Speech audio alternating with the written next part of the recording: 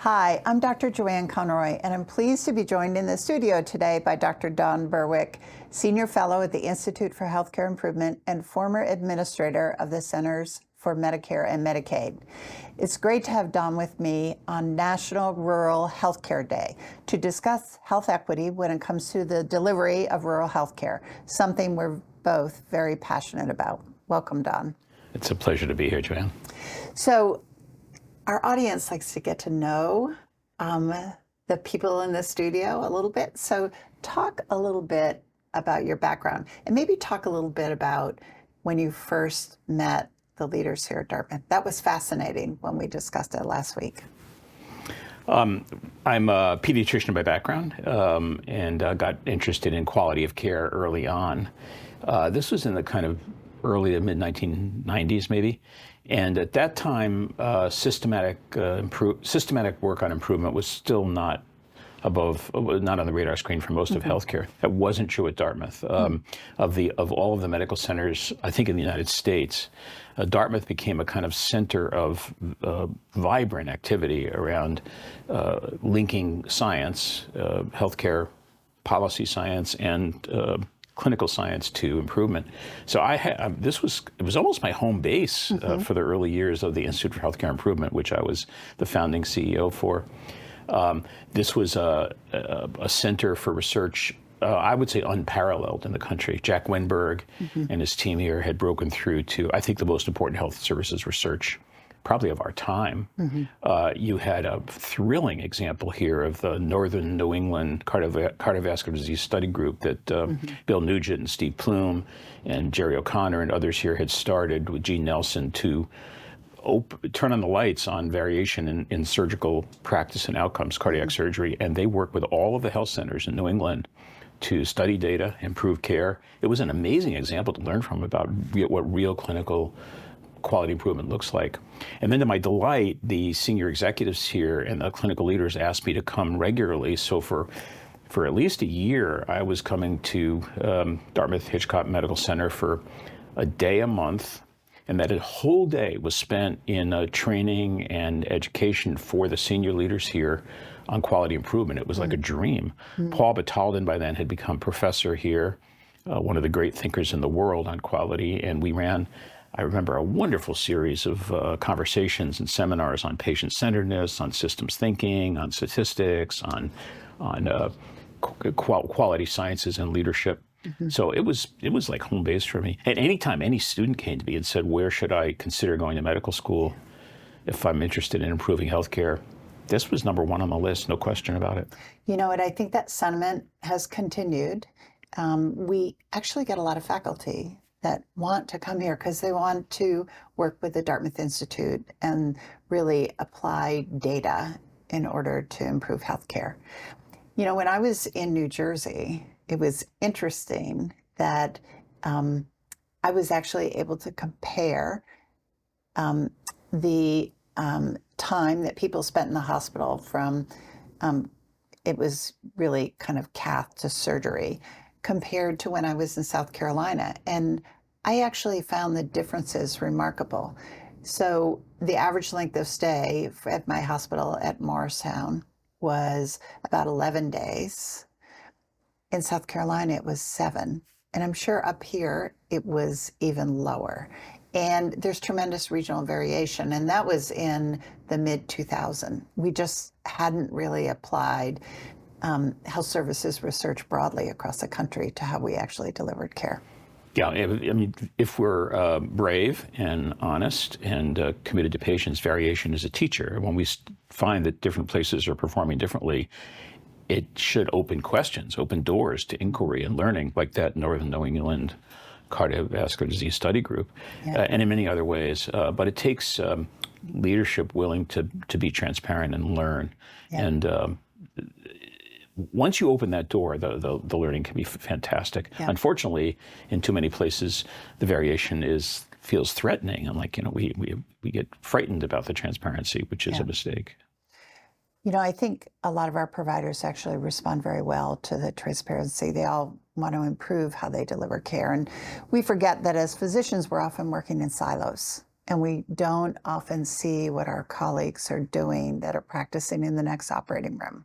And I think Atul Gawande has talked a lot about that, meaning how coaching for even experienced physicians to improve how they deliver care actually is very beneficial.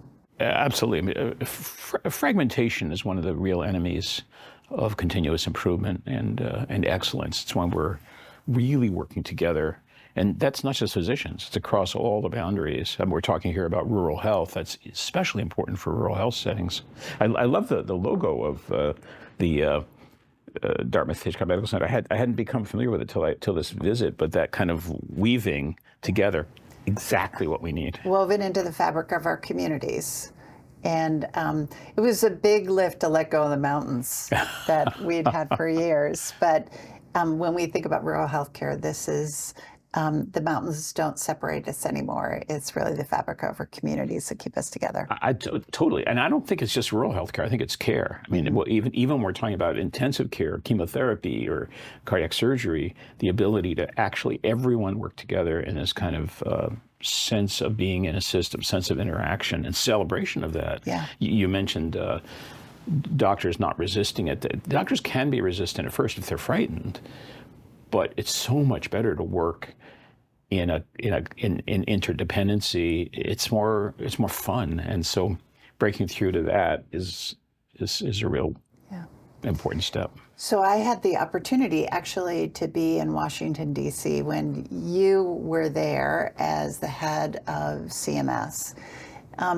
Talk about some of the challenges that could face anybody thinking about improving healthcare to kind of take on a system like ours, where, there are just a number of kind of both stated self-interest and sometimes not stated self-interest.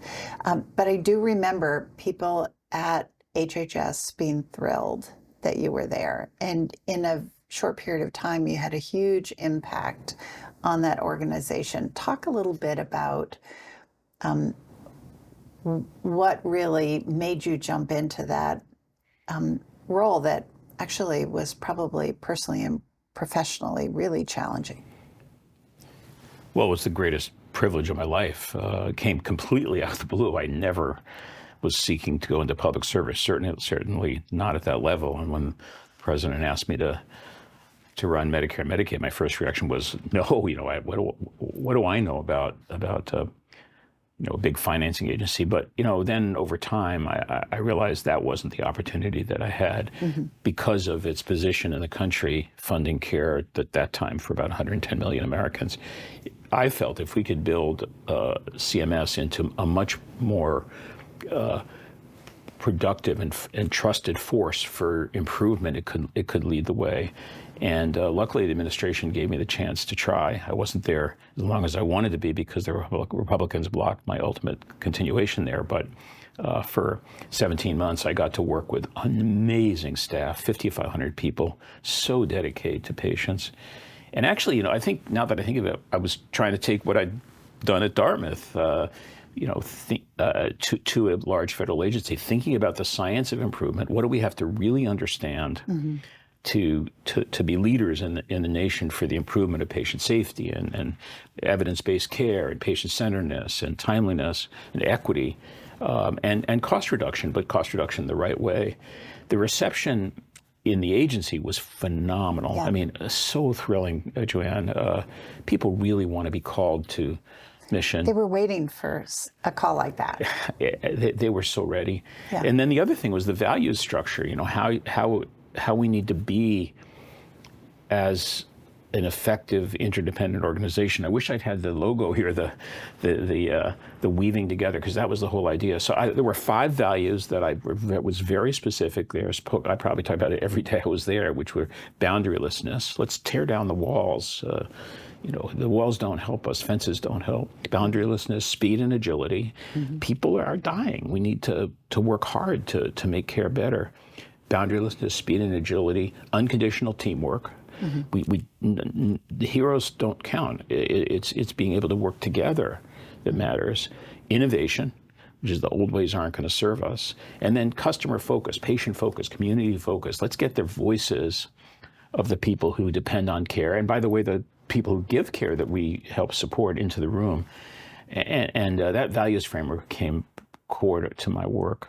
But I guess the biggest takeaway for me was how calling on the spirit of the people doing the work was so resonant. Problems, of course, it was a highly polarized political environment. Money was in very short supply. The partisan divide was wicked and remains so. And so, there were things I couldn't change, but working on improvement and helping patients is something that people really wanted to do, and I was there to try to help make it possible for them. It was an amazing experience. Yeah. Well, you had a huge impact on people that are still there today, and I agree with you. People don't appreciate the fact that we have civil servants in many aspects of our organizations that are career. And I actually pulled the strategic plans from the last 5 or 6 HHS administrations, and they're all pretty similar.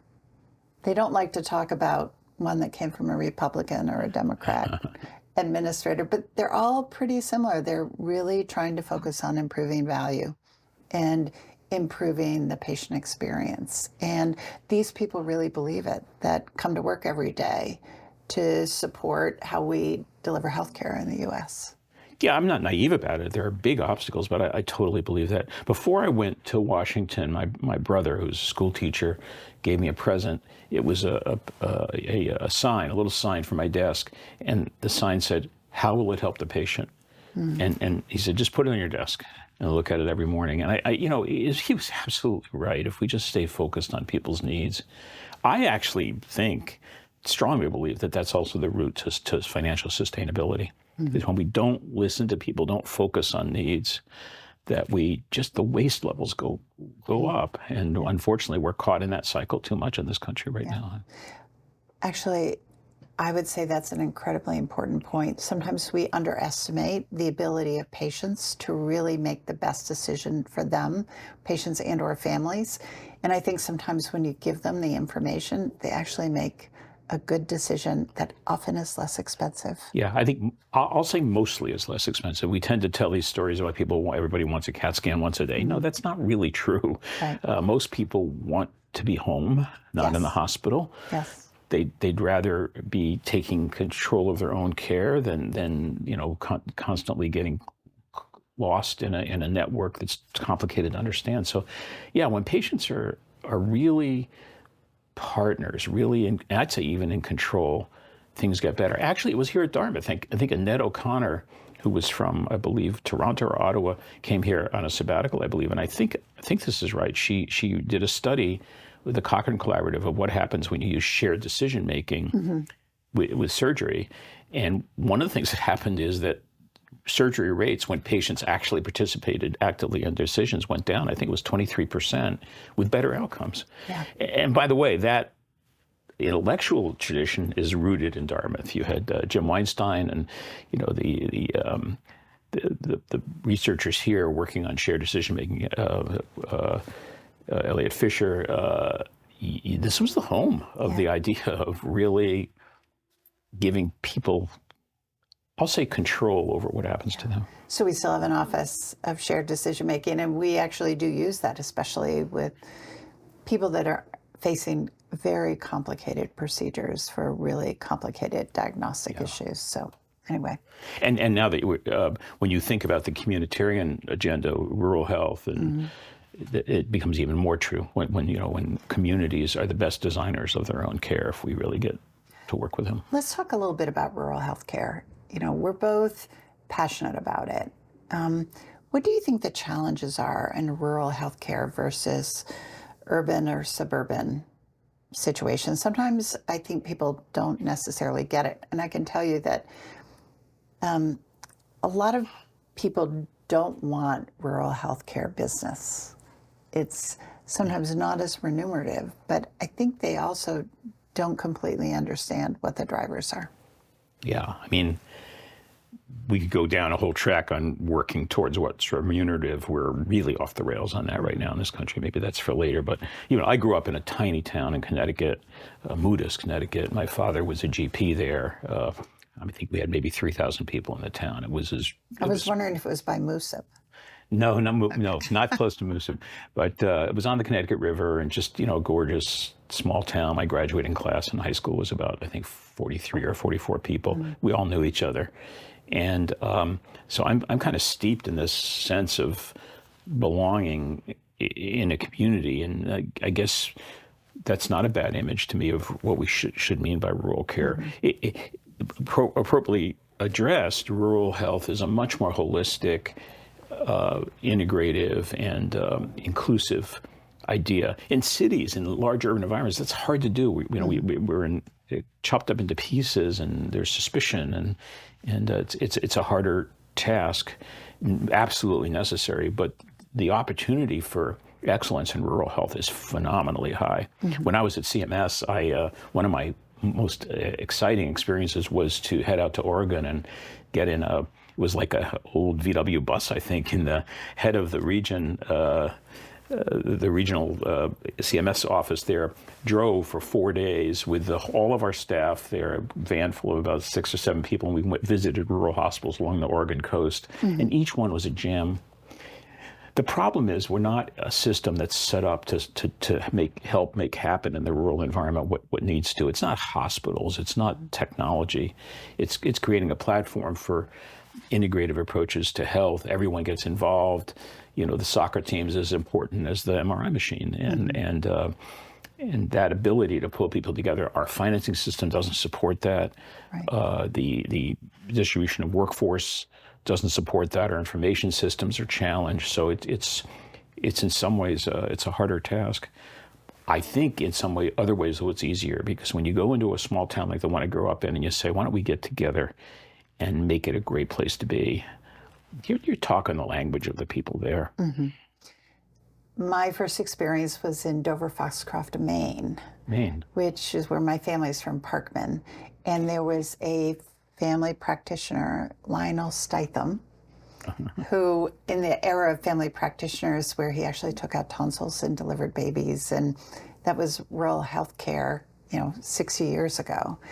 But you're right, they actually made decisions together to figure out how to support the community, both in recruiting other physicians and dentists and nurses to work in the area, as well as doing all the community things that actually support that infrastructure. So senior centers. We have a gigantic center that focuses on kids with disabilities and adults with disabilities in the community.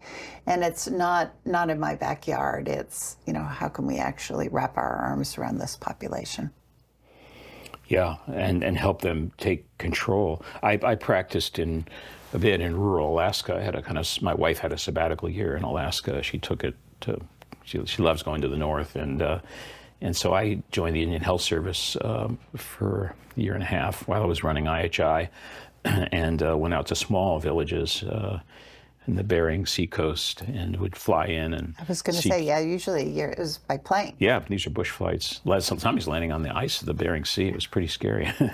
But then I would go to the community, to the health center, which would be a small building, and there'd be a health worker who was there all the time, but they'd kind of stack up the kids for me as a visiting pediatrician, those kids with real troubles. Mm-hmm. And I could see certainly the poverty. I mean, they had terrible problems with diseases related to poverty, but also the strength. I remember once seeing a kid who was in real trouble. She was depressed. She was,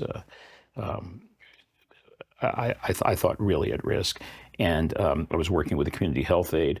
And when I said, well, we're going to have to make a plan to kind of build a support system for the community health aide, said, oh, she's my goddaughter. And yeah, I'll work it out. So it was like everyone could come together. Yeah. We have trouble, as I say, doing that really in the urban environments, but in rural settings, if we got it right, we could really make it work. I think we have discovered some formulas that work for at-risk moms with substance abuse disorder. and actually wrapping services around them. So thinking about transportation, thinking about childcare while they go through their therapy visits, thinking about how do we connect with them on a regular basis to help them with their sobriety. And when they come to our office here, their child sees a pediatrician. They often see an obstetrician for a follow-up. They see a psychiatrist and a therapist, and we have a food pantry and a diaper closet. This is so important, Joanna. I'm so thrilled that Dartmouth Hitchcock would be grappling with this. I do a lot of work still internationally. I was in Australia 2 weeks ago. I'll be in Singapore next week. I visit many nations around the world.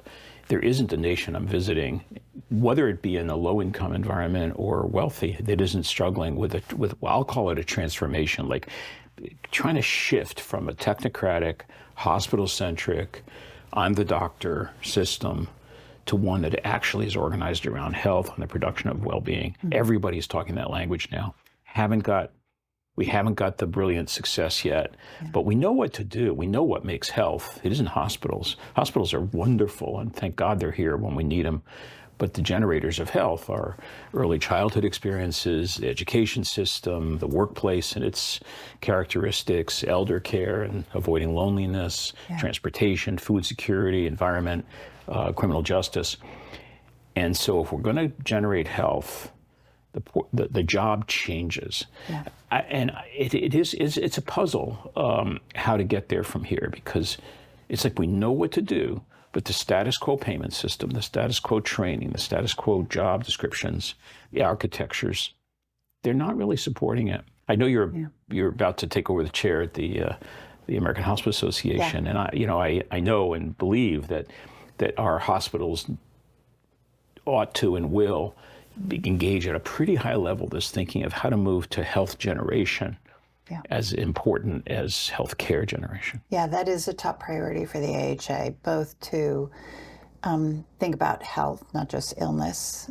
When we also think about the sociology and the societal infrastructure that promotes health, but also how the payment system probably gets in the way right now. It's just not fit for purpose. It's done a lot of wonderful things. People are alive today thanks to organ transplants and chemotherapy and cardiac surgeries that to save their lives. But if we're going to really talk about healthy communities, it's a different job. I did read the article about gene editing and hypercholesterolemia. Did you read that today? No, not today. Oh, so it's interesting. It was only in 10 patients, but I guess they have a process with gene editing that will actually decrease cholesterol, LDL, significantly. And it feels like that's a leap forward into a whole new frontier that we haven't been in. Yeah, I mean, it's going to be a dance here, how to match the promise of technologies, which some of which are absolutely wonderful. I've seen, family members with the new anti-diabetes drugs, Wegovy and Ozempic. They work. I mean, it's really something to watch, and so far so good, and they're pretty expensive. Yeah. How can we take full advantage of these breakthroughs and continue to assure that they're there? How can we continue to provide the kind of high-end care you can produce here, while at the same time turning attention toward health generation? And the pot of money is not endless. Yeah. I mean, I work in many countries with a single payer system or close to it where there's a budget. There's just so much money on the table. And in those environments, also kind of moving resources to communities is it's a high mountain to climb. But we really need to do it, or we're going to continue to see the health problems we have and the inequities we have. Because in the end, wealthy people will buy their way out of this problem. But people of less advantage can't. Now, I know that you were very involved in the UK. Yes. Consulting on patient safety. Talk a little bit about your experience and your observations, because, we all have the same problems when we get a bunch of international CEOs together, as we did at the International Hospital Forum, that we all have the same problems. But everybody's got a different approach in terms of trying to solve them. I personally think that we in the U.S. need to think far more globally, not because anyone's got it right, nobody's got it right, but because the lessons that can be learned from Sweden or the U.K. or Singapore or almost any country that I've visited are vast. And we can assemble it and make an American version if we want. In the UK, what happened was very interesting. It probably couldn't have happened here. It is a single payer system. There's a national health service. It's supported. The three principles of the national health services are supported by general taxation, accessible to everyone, and free at the point of service.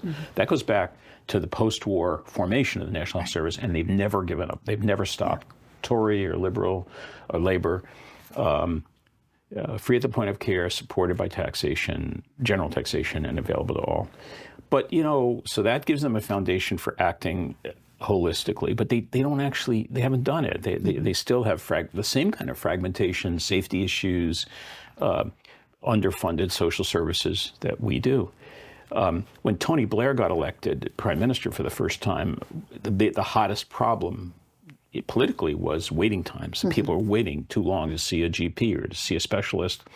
And so Blair formed what he called a modernization board and a modernization agency. And I served on it. He asked me to serve on the modernization board, which I was the only non-UK person there. And the modernization agency was the architecture for working on it. And what happened there was pretty remarkable. A conscious intention by the country, supported through the central budget, to work on the problems that were bugging the people: waiting times, access to specialists, orthopedic outcomes, cardiac outcomes, cancer outcomes. And over about a 5 or 8 year period, they made amazing progress using the same quality improvement principles that Dartmouth was studying. And because they were an integrated system with a single budget, they could do that. Yeah. Then it slipped. I mean, the whole idea of markets, internal markets, and using competition entered that scene, and I think to their great disadvantage. But I learned a lot about what can happen with real leadership on very clearly focused goals that the public cared about.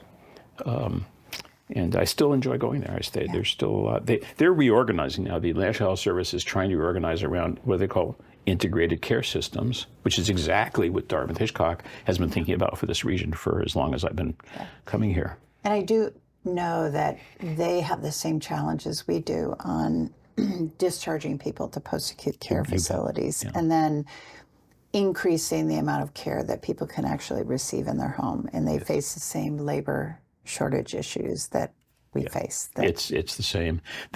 We'll see if the leverage that they get from being a more centrally supported system can help them. Right now, they're definitely in England, Scotland, and Wales. I don't know Northern Ireland so well.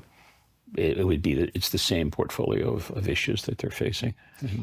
We say that we have to replace vacancies with technology, because there aren't going to be enough people to actually perform all the tasks how we're currently delivering care. And I think everybody is in agreement on the fact there aren't going to be enough people, especially we're one of the 3 oldest states in the country. So Maine, New Hampshire, Vermont have that unique characteristic that we're older than anybody else.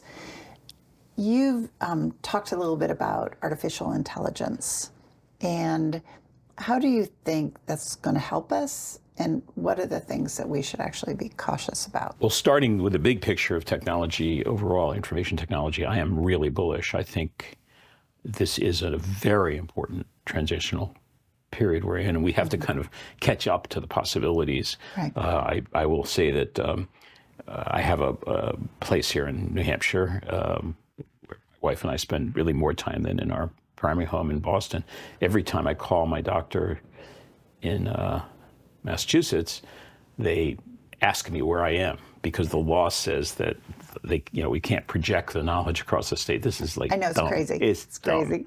And so we haven't caught up with it. The regulations and jurisprudence and the habits haven't caught up. So on the other hand, I think that 90% of the healthcare I've gotten in the past 3 to 4 years since COVID has been virtual and absolutely ideal. I mean, So we have a real leverage here in a rural demography. Tremendous possibilities. I mean, I even think it's international. I watched the wonderful work going on under Dr. Sanjeev Arora in New Mexico, the ECHO project, which I think you've had some work with here in Dartmouth. Yes. I mean, there you can have specialists sitting in Albuquerque taking care of thousands of people in India with high quality care. Potential is enormous. Artificial intelligence is a piece of this.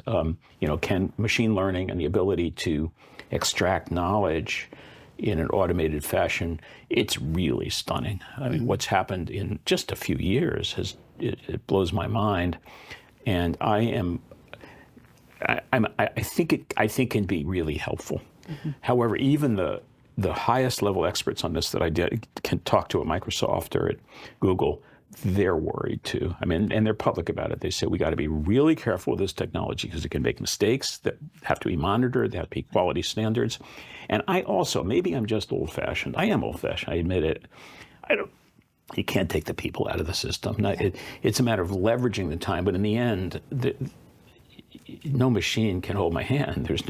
Nobody can look in my eyes and say can realize there's actually something else going on here. So we have to meld the judgment of caring human beings with the enormous potential of this information management system. Yeah. I think we're at the very early days on this. I like to think that there's a continuum of a consumer of healthcare and a patient, and it has to do with where they are in their disease. Sometimes we're very firmly patients. I've been a patient myself. I had strep B pneumonia in 2006, and I was incredibly sick. Oh, gee. And I was just like a patient. Like I just said, take care of me.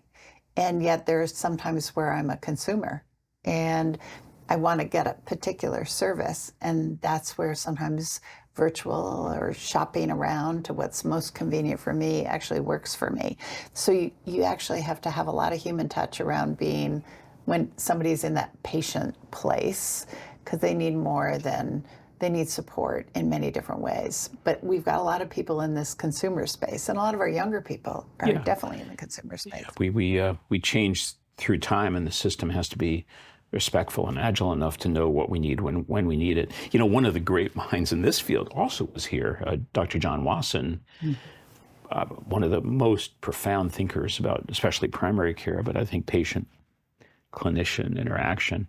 He and I worked together a number of years ago to come up with a single measure of quality, one measure, one metric, and it was this. You have a question. Did they give you all the care you wanted and needed exactly when and how you wanted and needed it? And then the answer was a Likert scale, like 1 to 7. I think that's a profound idea that John was working with, which in the end, that lets you calibrate. If you're very ill with strep pneumonia, you can still say, yes, I got it exactly the way I wanted and needed it. On the other hand, if you're considering whether to work hard on your weight or your depression, you can also answer the same question. So it's the nature of patient-centeredness we're talking about. Yeah. Interesting. I wonder if Press Ganey knows about that work and if they've integrated it into their surveys. That would be a good question. John Wasson typically was very disciplined about it and got some really remarkable results up here in northern New Hampshire, where he showed that there were primary care practices which scored through the ceiling, off the charts, in patients saying, I got all the care I wanted and needed exactly when and how I wanted and needed it, and others that were not so good.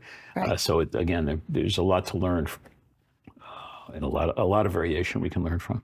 Well, I have to say that the integration of technology is very important in rural healthcare. We have people that travel 2 hours, and if they just need to see a surgeon for a post-surgical wound check, now they send pictures. And the surgeon can actually look at the picture and say, yeah, you look great. No need to get in a car and drive all the way down here for a visit that's less than 30 minutes. And it's been liberating, really, for not only our providers, but certainly for our patients. Yeah, as I mentioned, I saw patients in Alaska for a year during my wife's sabbatical there. And so I remember flying out to small Inuit village, Hooper Bay, about 1,000 people. There is no, you can't drive there. And I started seeing the kids who had been kind of waiting for me in the clinic, and this 7 or 8-year-old boy showed up, and he was profoundly autistic. He had been undiagnosed. They thought he was deaf, but he was autistic. And so suddenly I had this kid in front of me we had to really get organized. And so what happened was, I'll never forget it. I said, everybody stop, this little boy is going to need some help. Within a half hour, the head of the school, the social service agency, the parents, the kid, and I were all in the same space, and we were on a video link through the Indian Health Service, which had it long before others did, to Anchorage, where the pediatric child psychiatrist was right there on the other end. And within about, 2 hours, we had a plan, a support system, a whole trajectory for this kid. I think would have taken weeks, if not months, to do that in Boston. But it was quite an experience, and supported by technology. That is another example of real patient-centeredness, though, because in our fragmented system right now, you could get a list of 5 or 6 referrals that it's given to the patient as their responsibility to schedule that, and that just doesn't work for patients. I had the privilege of chairing the National Academy of Medicine's recent committee on traumatic brain injury. 2.3 million people in our country have traumatic brain injury and sequelae. And now I co-chair the Forum on Traumatic Brain Injury. And maybe it's something you're already taken up here at Dartmouth, but we missed the boat completely. Traumatic brain injury certainly is an acute event that hits people out of the blue, and families too. But then there's a lifelong tail. Even for so-called mild injuries, people have long-term depression and disabilities and memory problems, and we don't have a system. There's no way to build a system for them that can be responsive over time and space. We just can't do it in fragments. It's not going to happen. So in your role as a lecturer at Harvard, you actually have an impact on a lot of aspiring physicians. How do you think the physician coming up through their education today is different than maybe you and I were when we were going through our training? And what are the top of mind issues that they ask you about? Well, I'll start by saying it couldn't be better. It couldn't be better. I almost feel the younger the person I'm dealing with in pre-professional education, even in high school, the more they understand what you and I are talking about. They're already there. They understand technology. They think holistically. They're certainly the millennial generation and subsequent ones are very much into self-care and self-management. They're there, and it's just wonderful to the chances I have to work with younger people and preparing for the professions. Unfortunately, if you all that bright-eyed, wisdom can be quenched if they enter an environment which is tell them something different about power distributions and what's possible and what's not, and kind of the myth of heroism as opposed to cooperation. So it's fragile, but boy, do we have a lot to work with if we want to meet the students where they are, and that goes far beyond medicine. That's students in all realms. Well, the residents and the nursing students that come through here, and we have hundreds that come through every day, are number one, inspiring, and they're hungry for kind of a different environment. We've actually been investing in behavioral health support for all of our residents because we understand the stress that training actually has on people, not only their families, but individually. You don't actually always appreciate that sometimes the things that they have to experience while they're delivering care in some very, very difficult situations are a little bit hard to process. And I think you and I probably are, I always say I'm a patchwork quilt of all the patients that I've taken care of that have been incredibly difficult because they change you as a physician. And we want to make sure those changes are positive and not actually negative. And they have responded very well to having access to just behavioral health support that's just for them. Good for you. I mean, right now we're in a spiral of productivity pressures. The more workforce shortage, the more work devolves the remaining workforce, and we seem to be sometimes in a spiral where what you talked about, which is understanding these are human beings under tremendous stress sometimes, and they need help, they need support, they need mentoring, and when that becomes, well, that's not in the budget. You know, we're too busy doing productivity.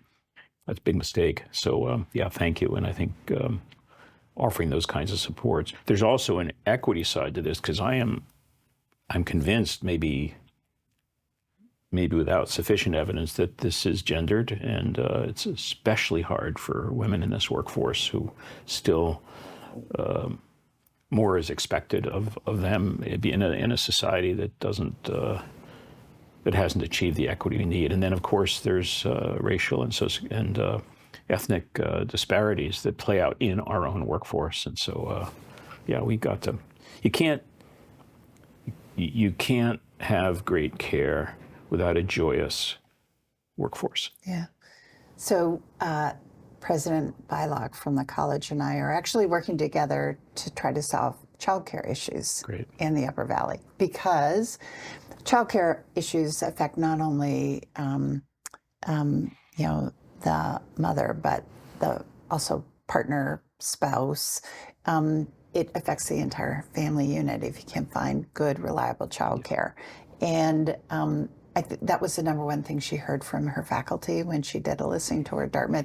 And we have heard about it from both our residents as well as medical students, as well as our own faculty. So it is something that the U.S.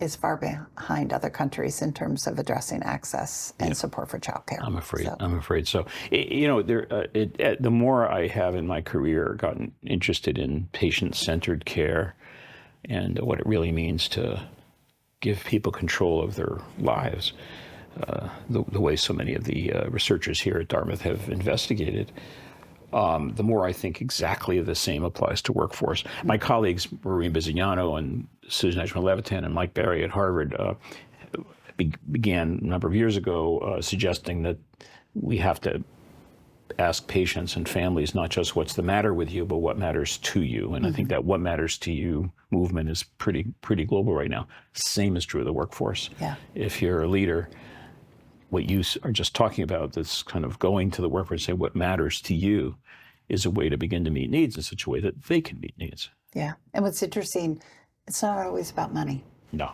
It is sometimes about money, but not always. But not always. So, Don, thanks for the great discussion, and we're so thrilled to have you here. So, thank you. Privilege is mine. Thanks for having me.